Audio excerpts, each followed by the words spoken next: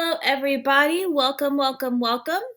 We will get to recording shortly. I'm just going to look at my settings for a second. So, a lot happened, a lot was revealed in chapter 28. Um, some of you might have had a theory that you thought was right, either completely destroyed from chapter 28 or confirmed.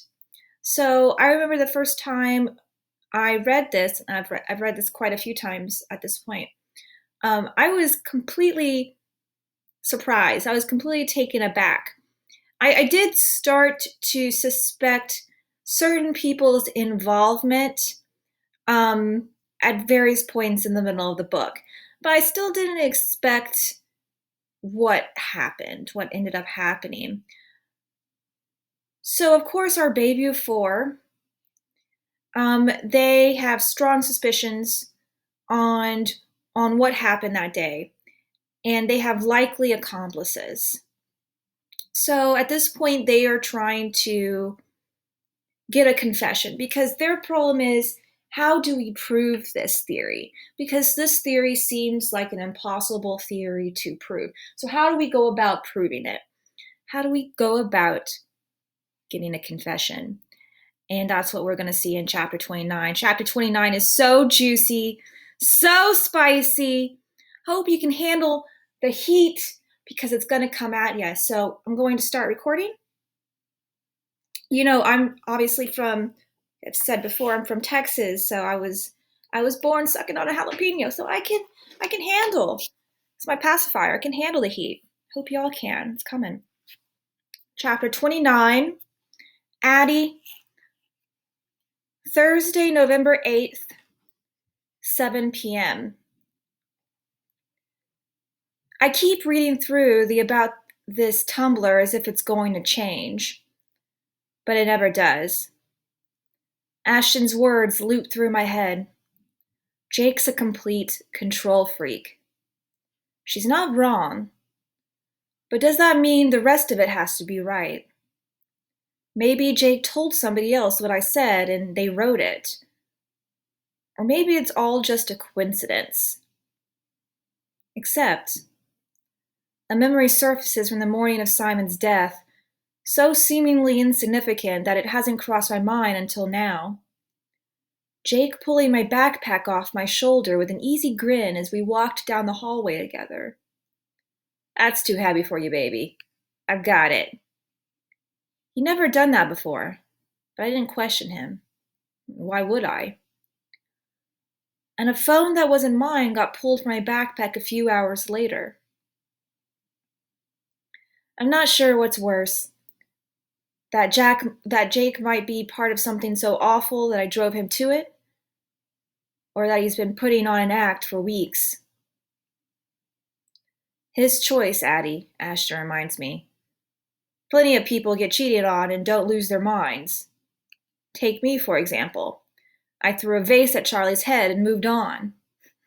That's a normal reaction. Whatever is going on here isn't your fault. That might be true, but it doesn't feel true. So I'm supposed to talk to Janae, who hasn't been in school all week. I tried texting her a few times after school and again after dinner, but she never responded. Finally, I decided to borrow TJ's trick. Find her address in the school directory and just show up. When I told Bronwyn, she offered to come along, but I thought it'd go better with only me. Janae never warmed up to Bronwyn all that much. Cooper insists on driving me, even though I tell him he'll need to wait in the car. There's no way Janae will open up about anything if he's around. That's fine, he says as he pulls across the street from Janae's faux Tudor house. Text me if things turn weird. Will do, I say, giving him a salute as I close the door and cross the street. There aren't any cars in Janae's driveway, but lights are burning throughout the house. I ring the doorbell 4 times with no answer, glancing back at Cooper with a shrug after the last one. I'm about to give up when the door cracks and one of Janae's black-rimmed eyes stares out at me. "What are you doing here?" she asks. "Checking on you. You haven't been around and you're not answering my texts. Are you all right?" "Fine." Janae tries to close the door, but I stick my foot in it to stop her. "Can I come in?" I ask. She hesitates but releases the door and steps back, allowing me to push it forward and enter. When I get a good look at her, I almost gasp. She's thinner than ever, and angry red hives cover her face and neck. She scratches at them self-consciously. "What?" "I'm not feeling well, obviously." I peer down the hallway. "Anyone else home?" "No. My parents are out to dinner." "Look, no offense, but do you have some reason for being here?" Bronwyn coached me on what to say. I'm supposed to start with small, subtle questions about where Janae's been all week and how she's feeling. To follow up on the thread of Simon's depression, encourage her to tell me more. As a last resort, I can maybe talk about what Nate's facing as the DA's office tries to send him to an honest-to-God prison.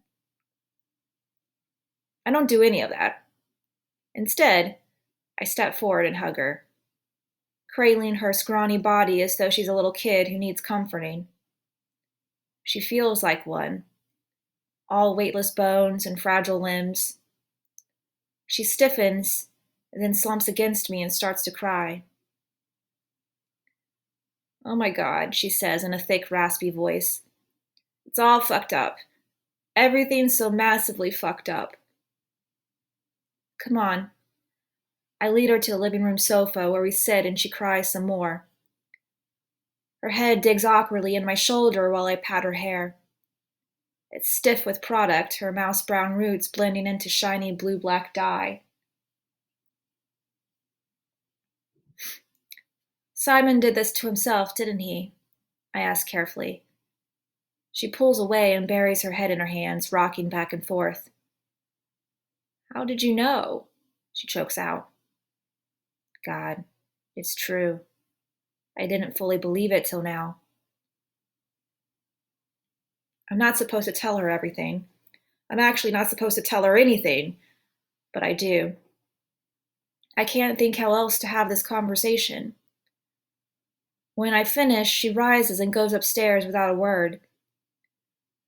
I wait for a couple of minutes, curling one hand on my lap and using the other to tug at my earring.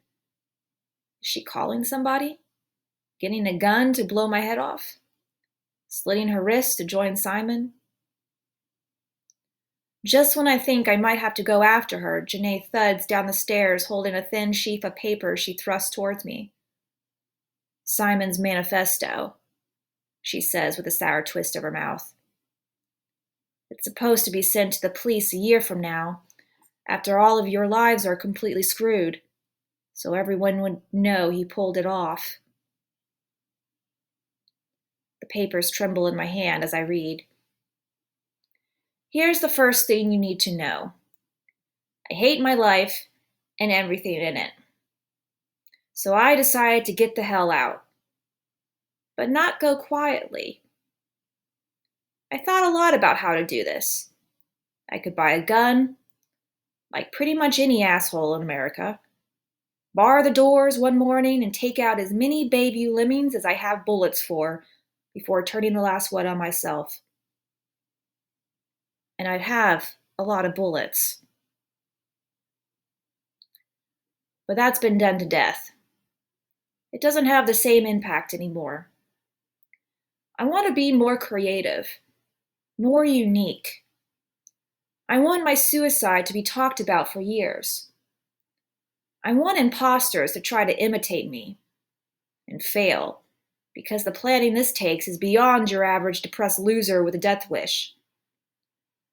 You've been watching it unfold for a year now. If it's gone the way I hope, you have no clue what actually happened."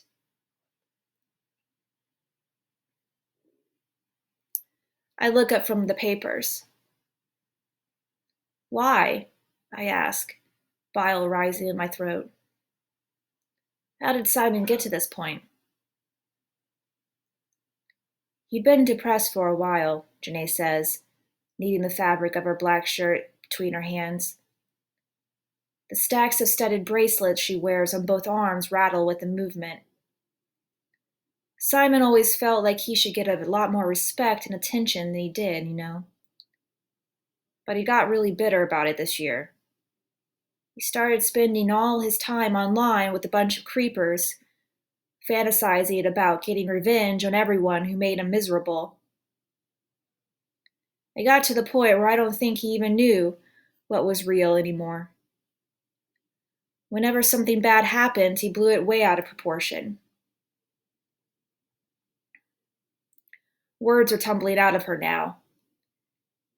He started talking about killing himself and taking people with him, but, creatively. He got obsessed with the idea of using the app to frame everyone he hated. He knew Bronwyn cheated, and it pissed him off. She practically had valedictorian sewn up anyway, but she made it impossible for him to catch up. He thought she'd screwed him out of going to the Model UN finals, too. And he couldn't stand Nate because of what happened with Keeley. Simon had thought he had a shot with her, and then Nate stole her away without even trying or actually giving a fuck. My heart contracts. God. Poor Nate. What a stupid, pointless reason to end up in jail. What about Cooper? Did Simon involve him because of Keeley too? Janae snorts out a bitter laugh. Mr. Nice Guy? Cooper got Simon blacklisted from Vanessa's after-prom party, even though Simon was on the court and everything. He was so humiliated that he was not only not invited, but actually not even allowed to go. Everyone was going to be there, he said. Cooper did? I blinked. It's news to me. Cooper hadn't mentioned it, and I never even noticed Simon wasn't there. Which I guess was part of the problem. Janae bobs her head. Yeah, I don't know why, but he did. So those three were Simon's targets, and he had his gossip all lined up. I still thought it was just talk, though. A way to blow off steam. Maybe it would have been if I could have convinced him to get offline and stop obsessing. But then Jake found out something Simon didn't want anyone to know, and that was the final straw. Oh no. Every second that went by without a mention of Jake's name made me hope he wasn't involved after all. What do you mean? I pull at my earring so hard I'm in danger of tearing a lobe. Janae picks at her chipped nail polish, sending gray flakes across her skirt. Simon rigged the vote so he'd be on the junior prom court. My hand freezes at my ear and my eyes go wide. Janae huffs out a humorless little laugh. I know. Stupid, right? Simon was weird like that. He'd make fun of people for being lemmings, but he still wanted the same things they did. And he wanted them to look up to him. So he did it, and he was gloating about it at the pool last summer, saying how easy it was and how he'd messed with homecoming too. And Jake overheard us. I can immediately picture Jake's reaction, so Janae's next words don't surprise me. He laughed his head off. Simon freaked. He couldn't stand the thought of Jake telling people and everyone at school knowing he'd done something so pathetic. Like he'd spent years spilling everybody's secrets and now he was going to get humiliated with one of his own. She cringes. Can you imagine? The creator of About That getting exposed as such a wannabe? It sent him over the edge. The edge, I echo. Yeah. Simon decided to stop talking about his crazy plan and actually do it. He already knew about you and TJ, but he'd been sitting on that till school started again. So he used it to shut Jake up and bring him in. Because Simon needed somebody to keep things going after he died, and I wouldn't do it. I don't know whether to believe her or not. You wouldn't? No, I wouldn't. Janae doesn't meet my eyes. Not for your sake. I didn't care about any of you. For Simon's sake. But he wouldn't listen to me, and then all of a sudden he didn't need me. He knew what Jake was like, that he'd lose it when we found out about you and TJ. Simon told Jake he could plan everything on you so you'd take the fall and wind up in jail. And Jake was totally on board. He even came up with the idea of sending you to the nurse's office that day for Tylenol so you'd look more guilty. White noise buzzes through my brain. The perfect revenge for cheating on a perfect boyfriend. I'm not sure I've said it out loud until Janae nods. Right. And no one would ever guess, since Simon and Jake weren't even friends. For Simon, there was the added bonus that he didn't care if Jake screwed up and got caught. He was almost hoping he would. He'd hated Jake for years. Janae's voice rises like she's warming up for the kind of bitch session she and Simon probably used to have all the time. The way Jake just dropped Simon freshman year. Started hanging out with Cooper like they'd always been best friends. As if Simon didn't exist anymore. Like he didn't matter. Saliva swims at the back of her throat. I'm going to throw up. No. Pass out. Maybe both. Either would be better than sitting here listening to this. All that time after Simon died, when Jake comforted me, made me drive to a party with TJ like nothing happened. Slept with me. He knew. He knew I cheated and he was just biding his time, waiting to punish me. That might be the worst part. How normal he acted the entire time. Somehow I find my voice. But Nate was framed. Did Jake change his mind? It hurts how much I want that to be true. Janae doesn't answer right away. The room's silent except for her ragged breathing. No, she says finally. The thing is, it all unfolded almost exactly the way Simon planned. He and Jake snuck those phones into your backpacks that morning, and Mr. Avery found them and gave you detention, just like Simon said he would. He made it easy for the police to investigate by keeping the About That admin site wide open. He wrote an outline of the Tumblr journal and told Jake to post updates from public computers with details about what was really happening. It was like watching some out-of-control reality TV show where you keep thinking producers are going to step in and say, enough. But nobody did. It made me sick. I kept telling Jake he needed to stop before it went too far. My gut twists. And Jake wouldn't?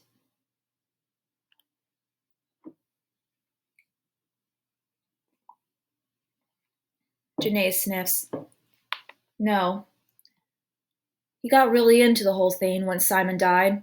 Total power trip watching you guys get called into the station, seeing the school scrambling, and everybody freaking out about the tumbler. He liked having that control.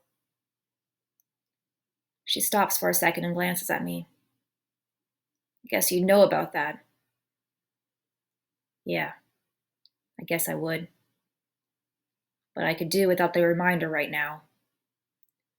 You could have stopped it, Janae, I say, my voice rising as anger starts to overtake my shock. You should have told somebody what was going on. I couldn't, Janae says, hunching her shoulders. One time when we were meeting with Simon, Jake recorded us on his phone. I was trying to talk sense into Simon, but the way Jake edited things made it sound like it was practically my idea.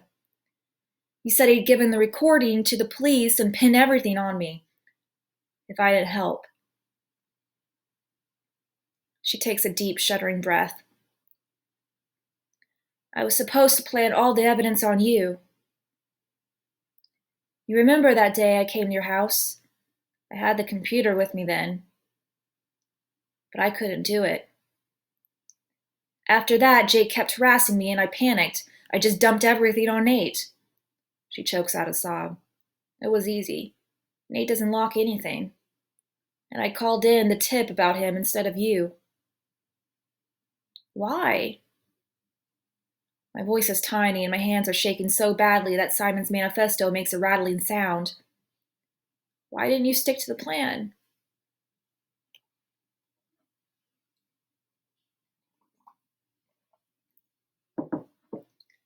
Janae starts rocking back and forth again.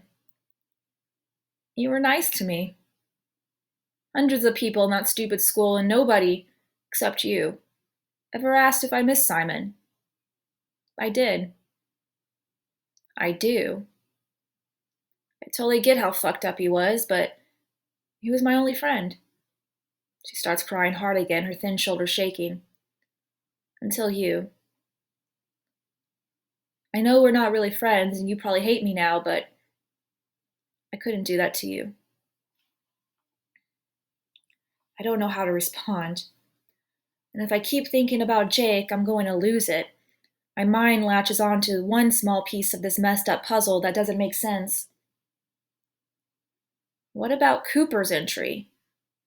Why would Simon write the truth and then replace it with a lie?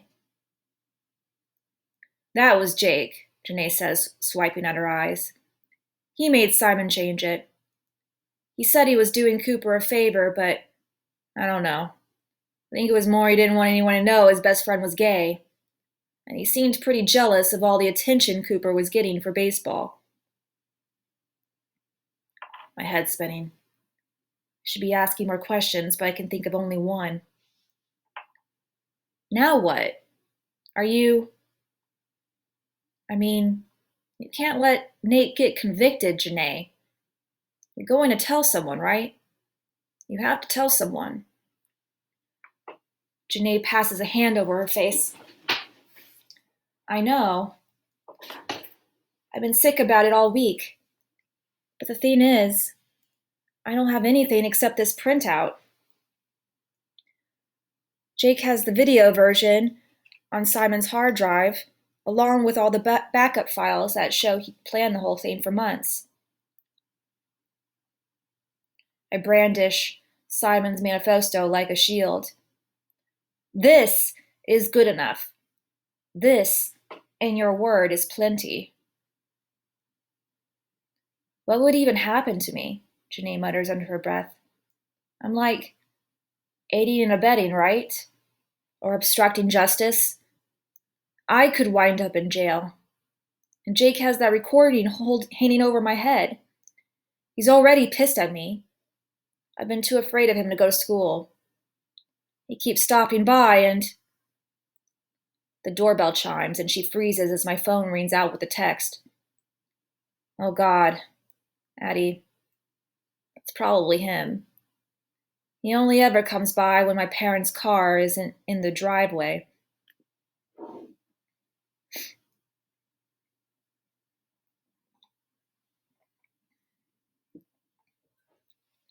My phone blares with a message from Cooper. Jake's here. What's going on? I grab hold of Janae's arm. Listen. Let's do to him exactly what he did to you. Talk to him about all of this, and we'll record it. Do you have your phone on you? Janae pulls it out of her pocket as the doorbell rings again. It won't do any good. He always makes me give it to him before we talk. Okay, we'll use mine. I look into the darkened dining room across from us. I'll hide in there while you talk to him. I don't think I can, Janae whispers, and I give her arm a hard shake. You have to. You need to make this right, Janae. It's gone way too far. My hands are trembling, but I manage to send a quick text to Cooper. It's fine, just wait. And get to my feet, pulling Janae with me and shoving her toward the door. Answer it. I stumble into the dining room and sink to my knees, opening my phone's voice recorder app and pressing play. I put it as close as I dare to the entryway, between the dining room and the living room, and scoot against the wall next to a china cabinet. At first, the blood rushing in my ears blocks out every other sound, But when it starts to recede, I hear Jake's voice.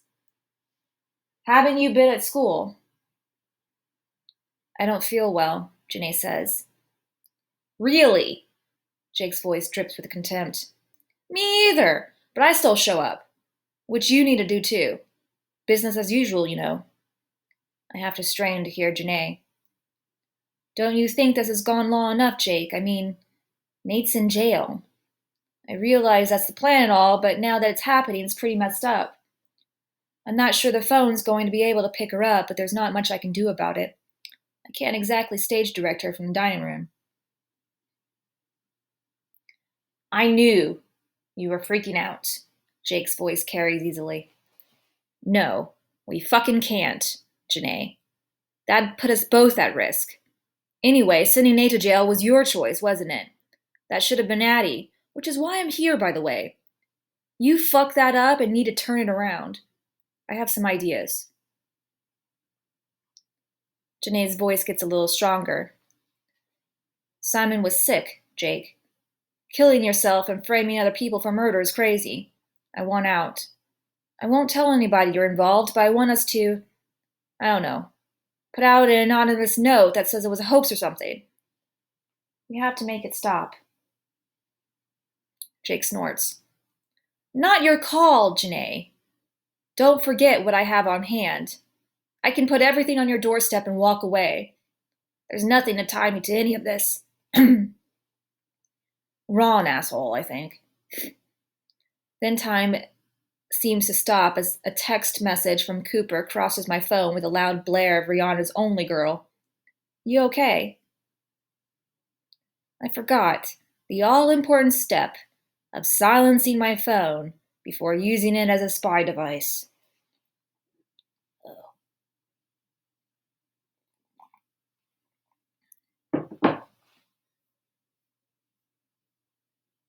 What the hell?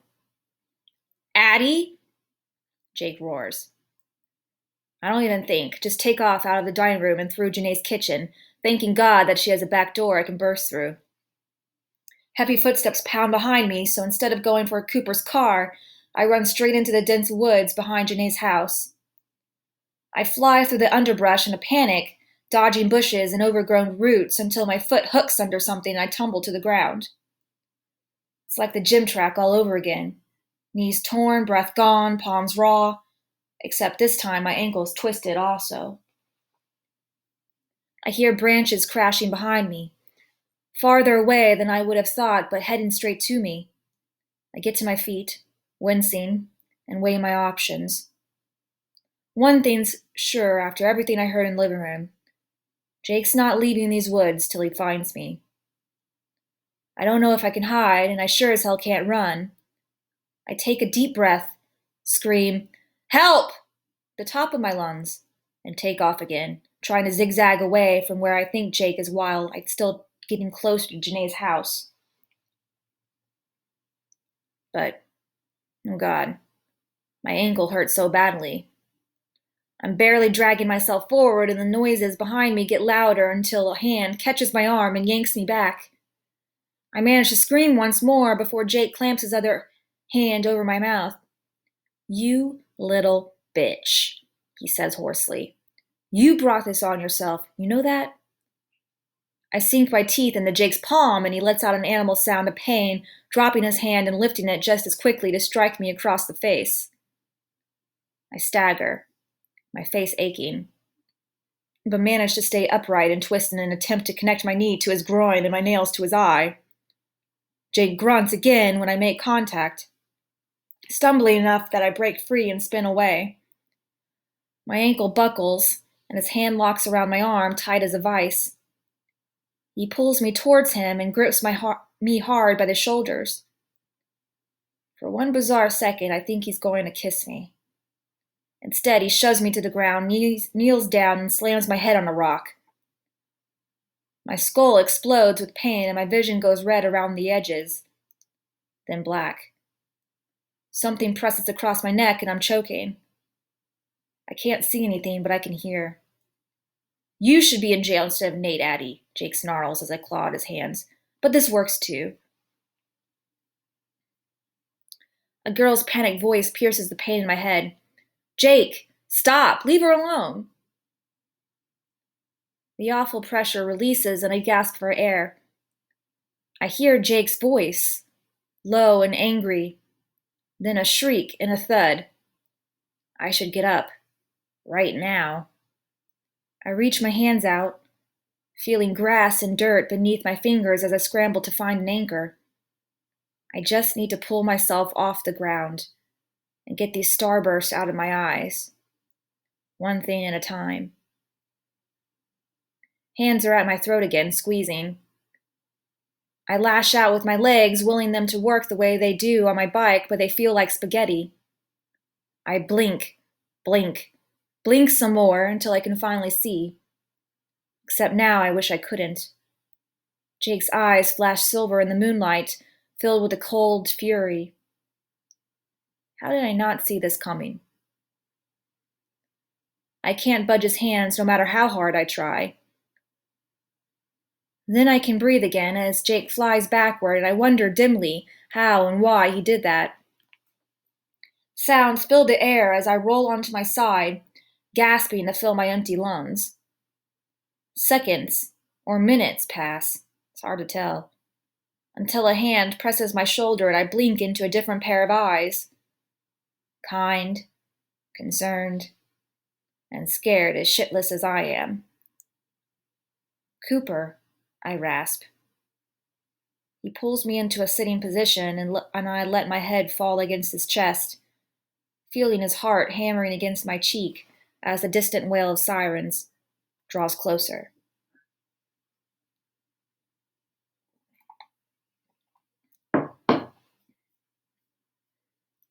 And this brings us to chapter 30. Woo! That was a tense scene, wasn't it? So ultimately, we know Cooper came to the rescue. Thank goodness, because Jake, I'm sure, would have gone through with killing Addie right there, even though it sounds like Janae was behind him and trying to stop him. Who knows what he would have attempted with Janae as well to keep her quiet. So Cooper has come in and saved the day, but we do not know what will happen to the rest of the characters at this point. And I will upload a recording of chapter 30 shortly. I've said this in Zoom before. It's probably the darkest ending that it could have went. And so when I chose this book, it's been taught before, so I wasn't too worried. It's been taught in high schools before, but I teach. I'm an English person, so I teach dark stuff all the time. But it does tackle, of course, really dark issues in terms of suicide, assisted suicide, obviously. And not only that, but also radicalization online. And it's a good text to talk about that, to talk about these subject matters. And it's very interesting to talk about radicalization with a group of people who are at the age perhaps very susceptible to such a thing, right? So